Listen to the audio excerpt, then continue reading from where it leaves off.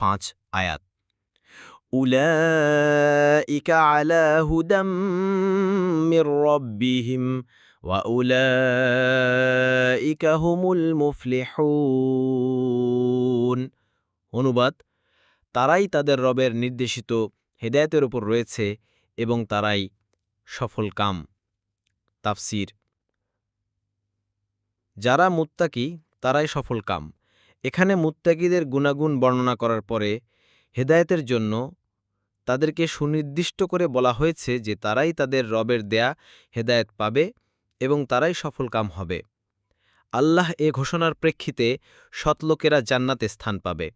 বর্তমান জীবনের অর্থনৈতিক সমৃদ্ধি ও অসমৃদ্ধি, সাফল্য ও ব্যর্থতা আসল মানদণ্ড নয়, বরং আল্লাহর শেষ বিচারে যে ব্যক্তি উতরাবে সেই হচ্ছে সফলকাম, আর সেখানে যে উতরবে না সে ব্যর্থ।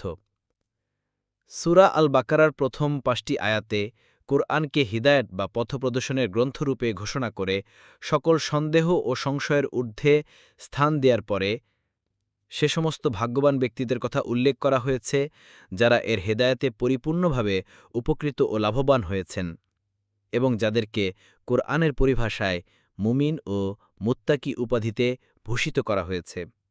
তাদের বৈশিষ্ট্য, গুণাবলী এবং পরিচয়ও বর্ণনা করা হয়েছে। পরবর্তী 15টি আয়াতে সে সমস্ত লোকের বিষয়ে আলোচিত হয়েছে যারা এ হেদায়েতকে অগ্রাহ্য ও অস্বীকার করে বিরুদ্ধাচরণ করেছে। এরা দুটি দলে বিভক্ত। একদল প্রকাশ্যে কোরআনকে অস্বীকার করে বিরুদ্ধাচরণের পথ অবলম্বন করেছে, কোরআন তাদেরকে কাফের বলে আখ্যায়িত করেছে। অপর দল হচ্ছে যারা হীন পার্থিব্য উদ্দেশ্যে অন্তরের ভাব ও বিশেষের কথাটি খোলাখুলিভাবে প্রকাশ করতে সাহস পায়নি, বরং প্রতারণার পথ অবলম্বন করেছে। মুসলিমদের নিকট বলে, আমরা মুসলিম, কোরআনের হেদায়েত মানি এবং আমরা তোমাদের সাথে আছি, অথচ তাদের অন্তরের লুক্কায়িত থাকে কুফর বা অস্বীকৃতি।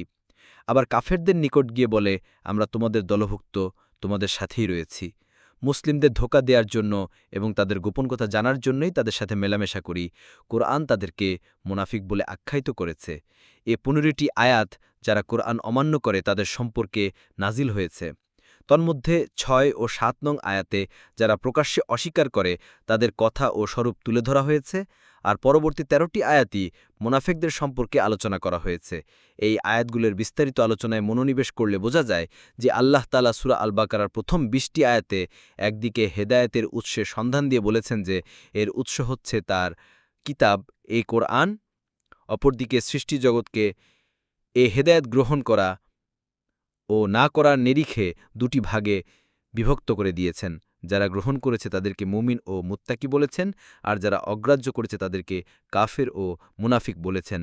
কোরআনের এই শিক্ষা থেকে একটি মৌলিক জ্ঞাতব্য বিষয় এটাও প্রমাণিত হয় যে বিশ্ববাসীকে এমনভাবে দুটি ভাগ করা যায় যা হবে আদর্শভিত্তিক, বংশগোত্র, দেশ, ভাষা ও বর্ণ এবং ভৌগোলিক বিভক্তির এমন কোনো ভেদরেখা নয় যার ভিত্তিতে মানবজাতিকে বিভক্ত করা যেতে পারে।